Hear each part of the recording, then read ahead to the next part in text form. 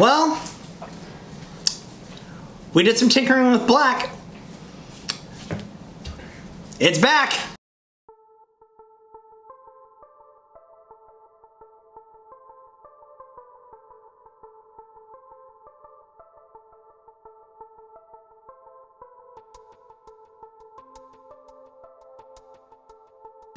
Hello everyone, thank you for tuning in to Team Forbidden's YouTube page. It is I, Seto-sama the Fanatic, back with a black Omni, an update to the last black Zwart deck that I had, which had the black Wargreymons and stuff in it.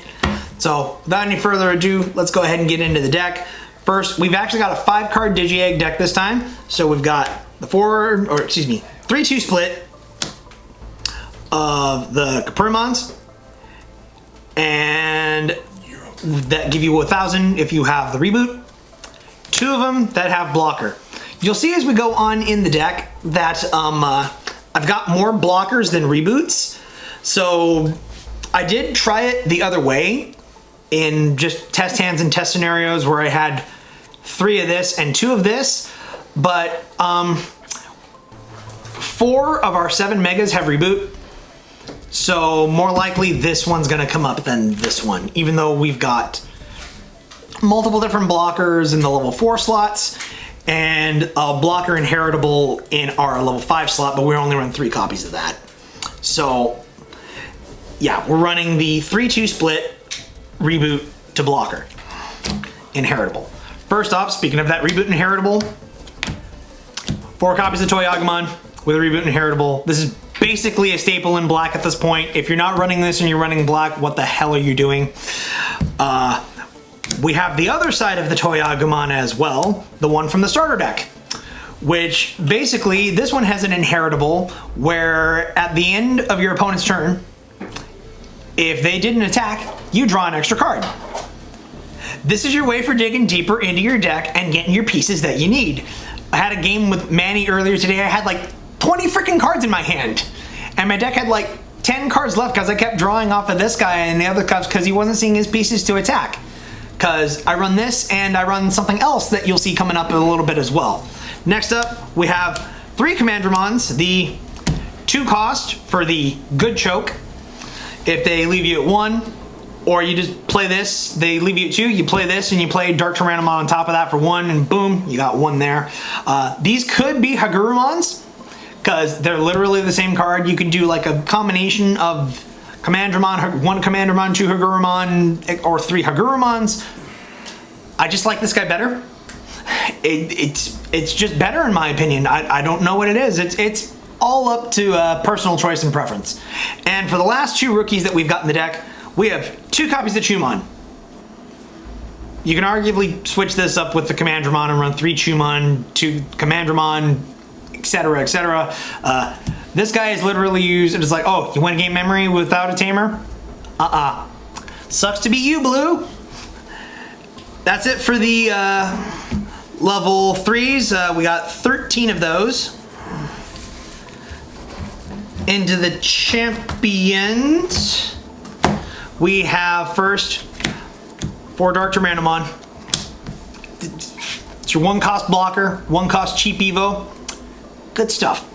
Next up, we have 3 copies of Sealdramon. Excuse me. Why Sealdramon instead of Gardramon? Because you can attack with this guy. It's pretty much simple at that. If you want, you could try and see if you can find space for Mechanorimon, you know, the Rookie Rush killer. But we've got other ways to handle Rookie Rush in here, so we're good. Next up, we have 2 copies of, yeah, no, you're seeing that right, Blue Greymon from the starter deck. And literally same exact inheritable as Toy-Agumon. If your opponent didn't attack during their turn, draw a card. You got this on top of Toy-Agumon, on top of any ultimate. You're drawing 3 at the start of your turn, friend. Let's go! And next, Chunimon, because he's cheap to play normally and he's a 1 cost Evo. That's the other reason that I really like the Greymon apart from the evolution, is he's a 4 cost to play. So if you brick really bad, you can play him for 4 and then put 5 on top of him. And so it's 11 of these. And we're doing the same sort of thing as the Same sort of formula as the red deck, where it's 13, 11, 9, 7, 5. So 4 War Ramonzamon. Why 4 War Ramonzamon? He's a 5 cost to play normally, and in 2 cost Evo. He's literally the only 2 cost Evo in black. And all of our megas have Digiburst effects, so you don't care about the inheritable because you're just trashing it. 3 copies of Megadramon. Literally this is only here because he's a 7 cost blocker, or he's a 7 cost that gives you blocker on top of your higher stuff. Basic thing that you can do with this deck is you can make a blocker with Reboot on a Zwart Defeat. Spoilers, we have Zwart Defeat in this deck. And the last 2 copies I have, yeah, no, you're seeing that right. That's the starter deck Battle Greymon. Literally, oh, Digivolve, make him a blocker. Now, you could arguably make these Andromons, but I believe Andromon is a 7 cost. This guy's only a 6. So, I mean, you're never gonna hard play him, but if you have to, he's only a 6. But 3 costs on Digivolve, and when you Digivolve, one of your Digimon gets blocker. Again, this stacks on top of the Greymon and the Toy Agumon, deter your opponent from attacking, so that way you draw extra cards at the start of your turn. And that's it for the level 5s. Plus, you guys know this from Red. Greymon's my boy. I kind of have to have him. Now, into the Megas. This was relatively hard for me, but I couldn't justify the ratio any other way.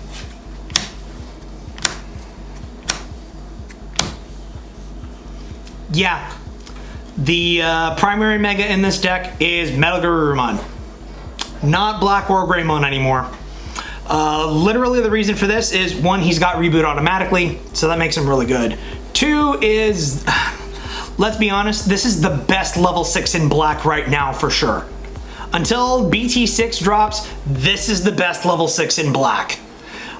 When Digivolve, you Digiburst 2, you destroy a 6 cost or less card that your opponent has. If they don't have a 6 cost, you trash the top card of their security. This card is literally a godsend against security control. Oh, what's that? Let me just trash your security. Oh, was that a powerful option card, I guess, trash, that you were about to play for free? Sucks to be you. And this is my favorite card. I can't get rid of it. For those who don't know, yes, I've got the War Greymon mat, but Black War Greymon is actually my all-time favorite Digimon. I just wish he had better cards. The BT5 one is good, but the 4 cost really, really hurts. I believe I did mention that in my last video, although he is nice when you can get the 5 card security check combo. You just can't beat 3 attacks. Now, arguably what I will mention is you probably might consider running Andromon, High Andromon here instead.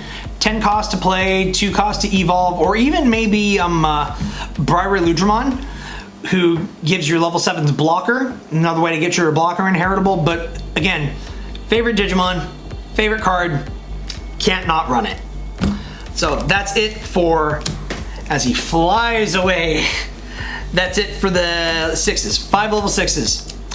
Into the Omnis, in a certain Digimon project that I have coming up, which might be showcased on the channel at a later point.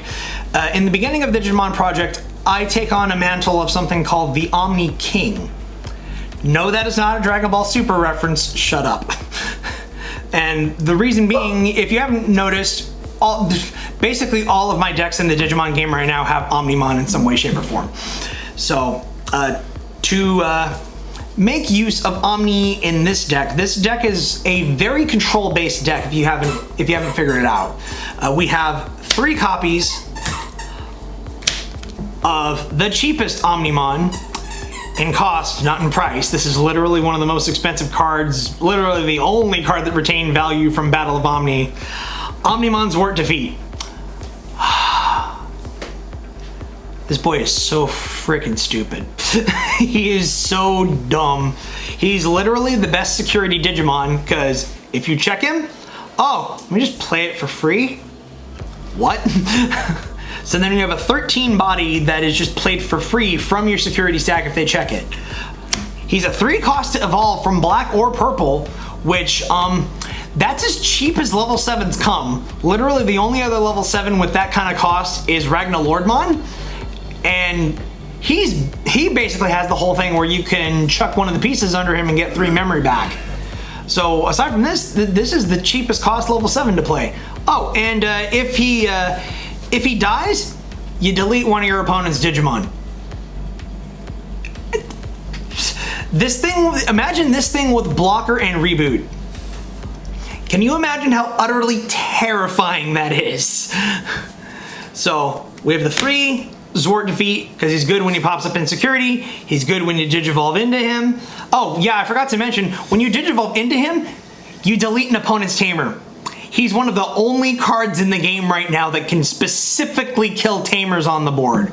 Oh, you got a Tamer? Oh, you're gonna get memory from that Tamer, start your turn at 3? Oh, let's see, I'm at 1, Digivolve for 3. Let's kill your Tamer card. What was that? You don't get 3 memory at the start of your turn and you're now crying? Good. And to round off our Omnis, we have 2 more going in here. We have 1 copy of Omnimon Alter S. I couldn't figure out anything else that I really wanted to fit in the deck that would work. Plus, this guy is nice control against Rookie Rush.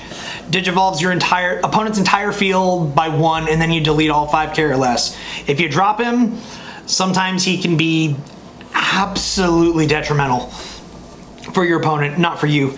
And then, because this seems like a weird choice, because we don't have any reds or blues, but 1X antibody. Note the effect where you can Digivolve him on top of any Omnimon for 3. Oh, and he has the unique effect that just negates attacks by ditching 2 materials. Yep, you have a Zwart defeat, and then you can just, with blocker and reboot, then you just Digivolve this on top for 3. Oof. Oof. And if this thing swings, it just kills anything that's weaker than it. Beautiful Gaia Force targets. Yes, yes. Very good. I mean, what was it the guy who piloted a similar version of this deck said? If this goes unanswered, you basically win. Because they're not going to be able to keep anything on board. For our Memory Tamer, we're only running the 3 Izzy Azumi. You could probably run just 2 of him, but I'll be honest, I like having the 3, even though we don't have the hybrids yet, and we won't for like until February. But literally, it's just like, it's February. Basically coming on the last day of January. It's the last day of January. It's basically February. Shut up, Eric. So, literally the only reason you run this is it's the best black tamer. You stack the top of your deck with the top 3 cards, and if all 3 cards are black, he's a 3-cost tamer. Let's go. And then you win. Only if you check an Omni. Only if you check an Omni or you don't get your friggin' line. But the last card that we have in the deck is 2 copies of what I believe right now is currently the best black option card, which is Ultimate Flare. Screw that card. Yeah, so this is essentially the deck's other answer to Rookie Rush. This thing just eats Rookie Rush alive, unless they Digivolve their entire field to champions, in which case you cry. But you'll still get rid of half of their board at least. Ultimate Flare, de-Digivolve 3, meaning if it's a Mega, it goes down to Rookie. And then you kill all 3 costs on the board. Please note, you do not have to de-Digivolve your opponent's Digimon down to 3 for that second effect to go off. Digimon is not a cause and effect thing like Yu-Gi-Oh! It's you do as much as you can. And most effects are mandatory, so it doesn't matter. The other thing I'm going to note is some people apparently still can't grasp this situation. You go down until there's a 3. If you have a stack that doesn't have a level 3 but it has an egg, you Digivolve down to the egg, and then because eggs cannot exist in the raising area, their Digimon just disappears. So yeah, that's it for the Black Omni update, Black Control, Zwart defeat. Guys, let us know what other deck profiles you would like to see in the future. Like, comment, subscribe, and we'll catch you guys later.